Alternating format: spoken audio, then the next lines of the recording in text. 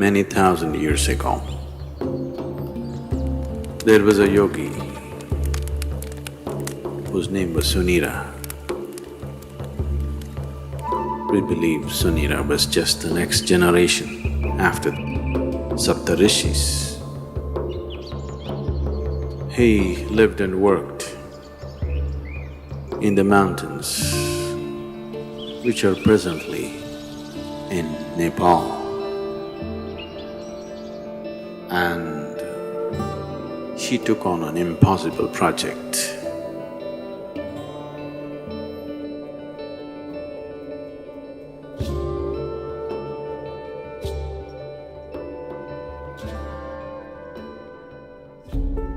Sunira saw that human consciousness could be evolved if you produce a perfect human being who could render this to all sorts of people. In a way, he comes from the tradition of Shiva. Somewhere it's his dream to build another being like that. He wants to build a living Shiva once again, a perfect teacher for the world who is completely multidimensional, not this kind of teaching or that kind of teaching. As Shiva explored the whole human consciousness and human body in every possible way, he wants that kind of a living being. So he started building the energy body for that kind. And then he believed that he could build a physical body on top of that and let him loose in the world.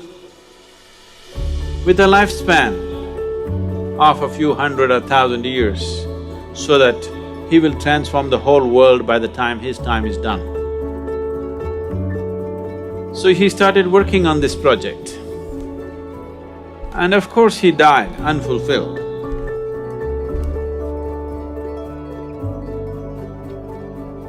So here and there, down these 40,000 years, many ambitious yogis picked up the same project that Sunira had left and tried to reconstruct this energy body of a perfect teacher who can transform human consciousness.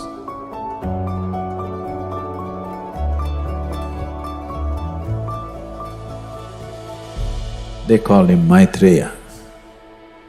Maitreya means a friend, a true friend to the humanity, to come and change humanity, the world teacher.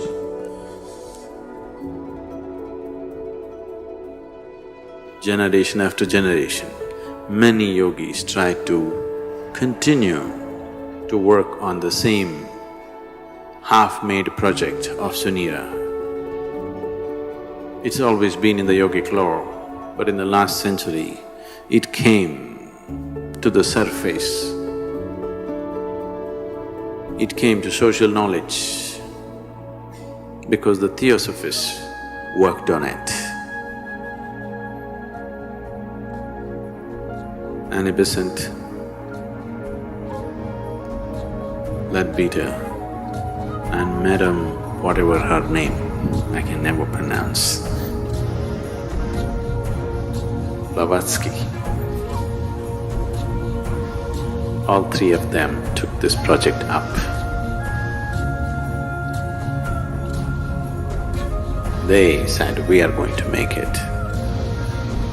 They amassed a vast amount of occult knowledge,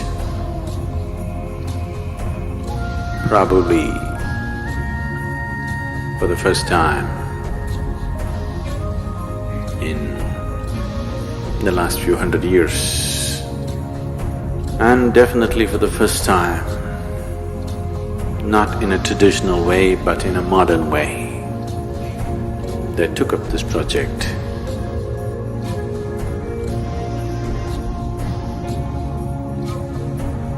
And they tried to locate this being, this unfinished project.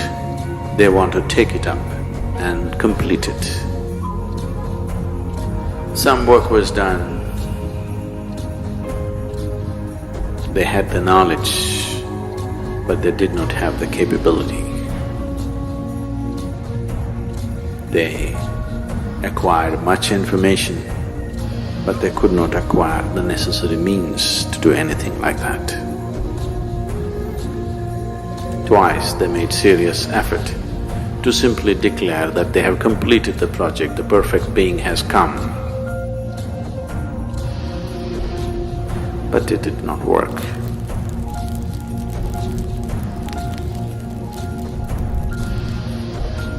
Another parallel line was also being drawn for the last couple of millenniums, where another set of yogis who were aware of this Sunira's glorious but quite impossible project, they started working upon a similar force to create a similar possibility, but with a completely different understanding of the same, creating a perfect being, but not as a human being, not in human form, because putting it into a human being as such a possibility, human system has all the capabilities, but still it doesn't have the necessary integrity of boundary to hold it. There are previous experiences of creating or attempting to create Dhyanalingas in many places. Any number of projects have started in the last 2000, 3000 years and they've been abandoned halfway because of some problem or the other. In Bhojpur, they attempted a Dhyanalinga about 1,000 years ago, little more than 1,000 years ago. This was supported by a local king, so it was hugely funded and they built a magnificent temple which is half done and the rest of the plans they drew it on the stone, because there were no drawing boards. They flattened up a rock and they made an elaborate plan of the temple in all detail, the architectural thing on the stone. They had a grand plan, a beautiful setting and everything. But half completed, it stopped because of certain things. The lingam itself, they worked on it for more than 3 years. They had 14 people working on it, one yogi who started this whole process. But this yogi worked for over 2 years and produced these 14 people, 7 men and 7 women, of enormous or extraordinary accomplishment, and they started working. They created this lingam almost 95% done. But at that time an invasion happened.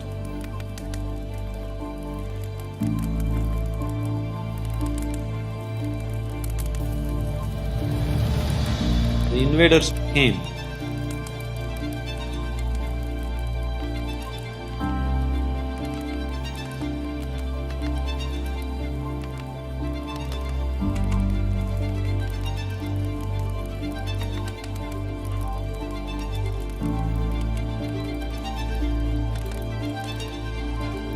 Found these people in certain states which whatever looked prickish for them, and they attacked.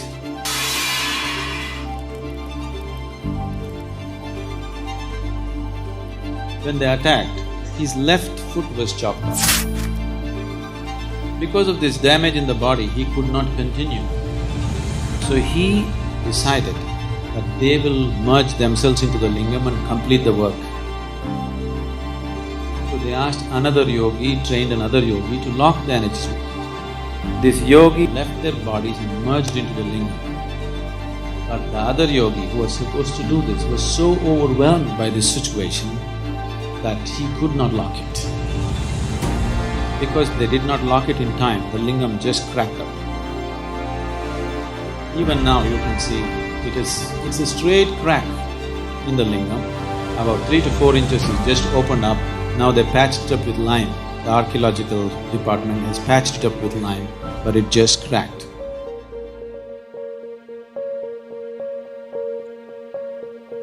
Building such structures has been the want of many yogis because creating tools for enlightenment, not just as teachings, not just as practices that one can do, but living tools that people can walk through, living tools by which people can be impacted towards that process, has always been the great desire of the yogis. One of them who had such a desire fixed me up for the job.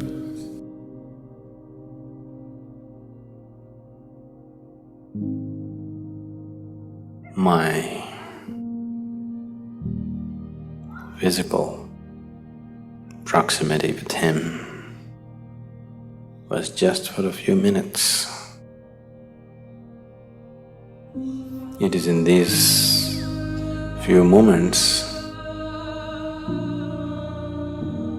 that this fabulous crafty man enslaved me for his project.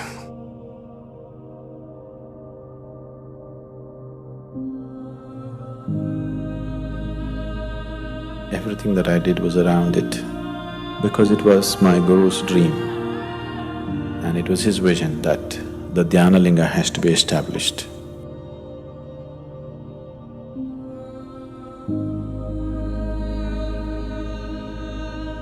This is my Guru's will and grace.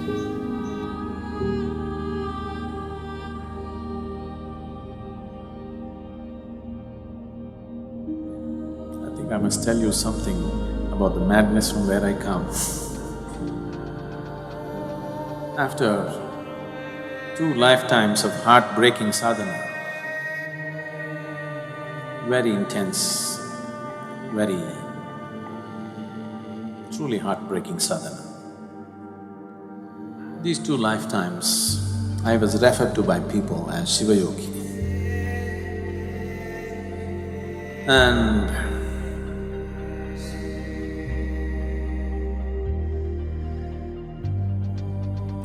when it was needed,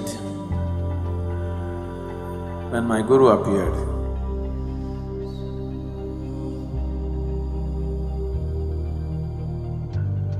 and when he felt that he did not feel fit to touch me, he touched me with his stick. And everything that needs to be realized was realized.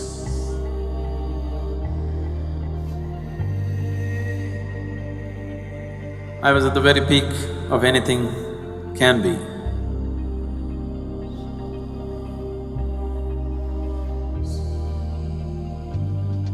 So, that being was referred to as Shiva Yogi, trying to fulfill the mission that was put into him, didn't work, came back again.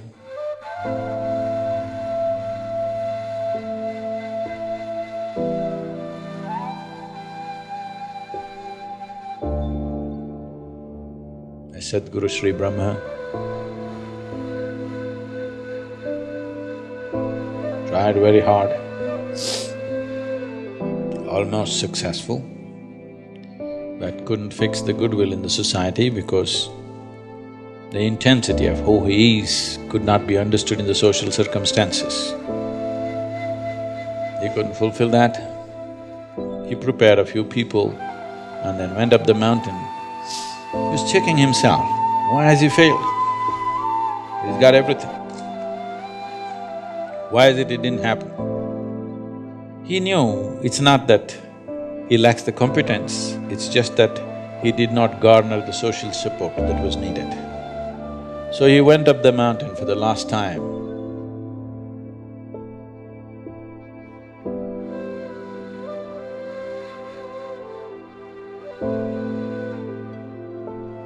Before going up, he announced here at the foothills a few of his disciples gathered. They said, "What now?" He said, "Even Tirpi Varwan, that means this one will be back again." And he went up the mountain for the last time.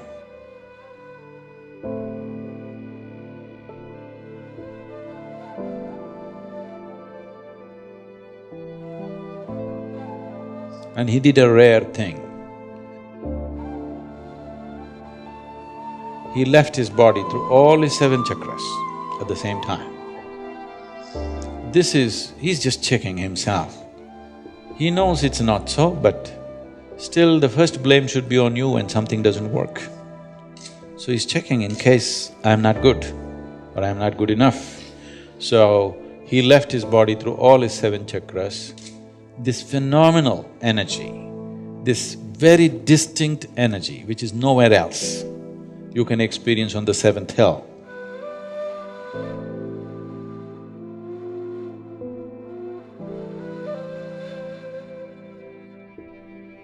It's very, very different from anything that you would find anywhere. It's distinctly different.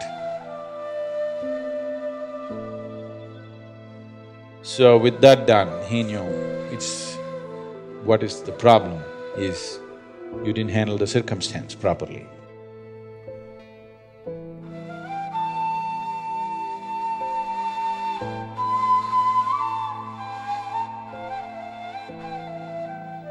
This round when we came, we planned everything to a point where we decided a few people that I need, where they are born, in which room, how. Everything was planned, it went accordingly.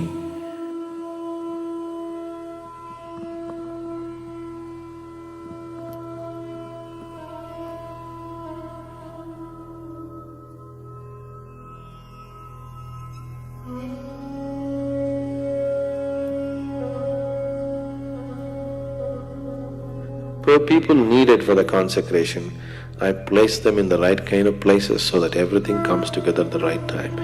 In spite of that, took it 18 years of preparation in this life to put it together, to put the people together, to remind them of their past, to get them there. Now this is too fairy tale-ish for you, but this is something that's a living reality for us.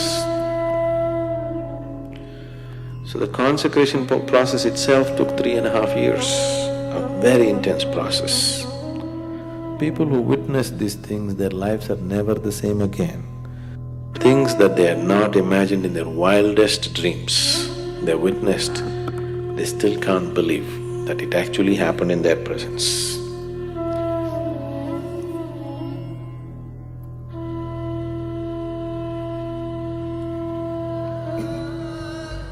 Yogi Sunira, he worked through his lifetime, and towards the end of his life, when this dream of creating a perfect being remained unfulfilled, Yogi Sunira made a prophecy that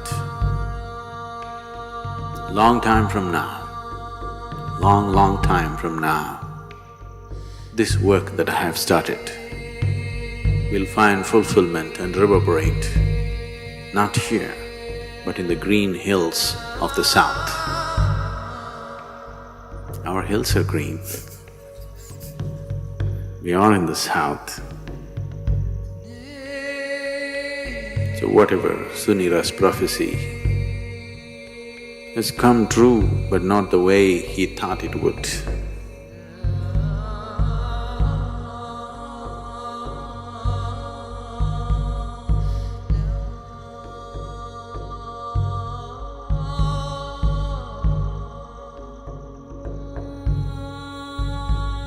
Dhyanalinga is like a living guru. The role of a guru in a spiritual seeker's life is not just about giving teachings and guidances. The most fundamental thing why a spiritual seeker seeks a guru is because a guru can ignite his energies into a different dimension. That aspect of Guru's role in a spiritual seeker's life is very well fulfilled by the Dhyanalinga. Once a person is in the sphere of Dhyanalinga, he cannot escape the sowing of the spiritual seed of liberation within himself.